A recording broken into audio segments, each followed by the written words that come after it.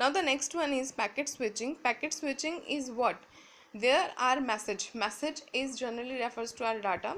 The data has been divided into some packets here as depend on the size of the message or the data. Each packet would be have one header, and header will contain the information about source, destination, and the intermediate nodes also. These intermediate nodes are between the path from the sender and the receiver. So here if we want to send our data, let's see the diagram. If we want to send, if we are user 1 and we want to send the data to the user 4 here, so there are some dedicated links or dedicated or some nodes, interconnected nodes here. So u1 is passing here some kinds of packets here. Switching nodes are here. These nodes will be gone from here, and the u4 will receive here this data in the packets itself here. So this diagram is explaining how our data is transferring here. Now the independent routing of packets is done in case of the following region. Okay, yeah, here is a one thing, that after distribution all these packets are independently can move following different routes also. It's not mandatory that like in the circuit switching it has to follow only a single link here. So firstly, your message will be divided into packets, and these packets are individual with the information with the header part which had the information about source, destination, and the interconnected nodes also. So these packets can be moved according to the routes. It may be different routes they can follow, and the reasons behind these following of the different independent path here. First one is bandwidth. That means bandwidth is a concept where the data has to be flow from sender to receiver. It is bit per second. That means in 1 second how many bits can be transferred, that is known as the bandwidth. So bandwidth is reduced by splitting the data into the packets or different routes here. Let's suppose we are getting only the one route, and the same all the packets are going from one route only, so there is a traffic, so all the packets will be stuck off at some time. So it would be better to go in one way. Instead of going in one way, we should follow different ways or different routes here.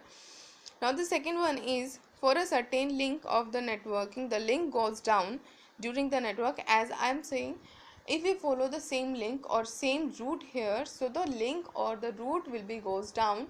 It would be weak in case of intensity, in case of all these factors affecting the speed of the networking also.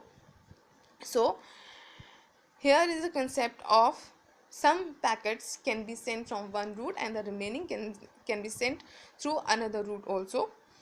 That is the way. Now we are discussing about all these circuit and packet switching here. Now we are discussing some points, which one is better, in what way it is better than this. Now the first point is here, if we use here packet switching, first of all it improve or it perform here data rate conversion.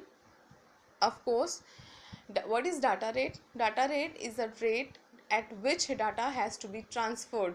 The rate at which data has to be transferred from sender to receiver, it is known as the data rate. So if the data rate is same on the sender and the receiver, so the data can be said as a sync data. At what time sender is sending the data, and in which time receiver is receiving the data. If the time is same, that means the data has been synced and there are corruption of data has been minimized. So packet switching as compared to circuit switching, it improves the data rate. Now the next one is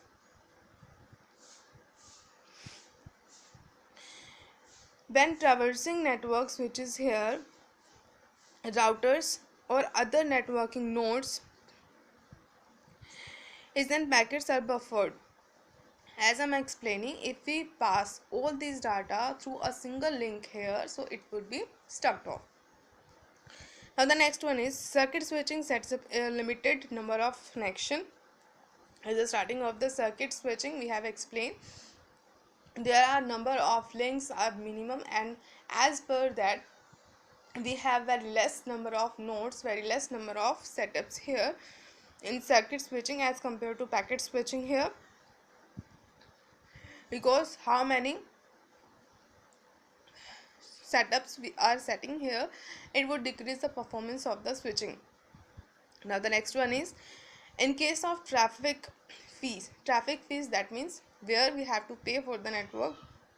For example, cellular communication. In cellular communication, that means mobile phones we are using, so we have to get charged, or we have to just pay to use the network, to use the internet here.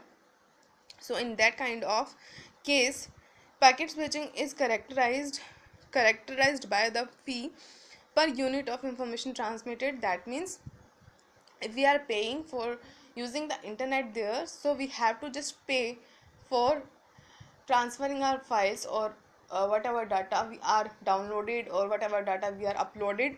For that purpose, your data pack must be utilized there, and it would be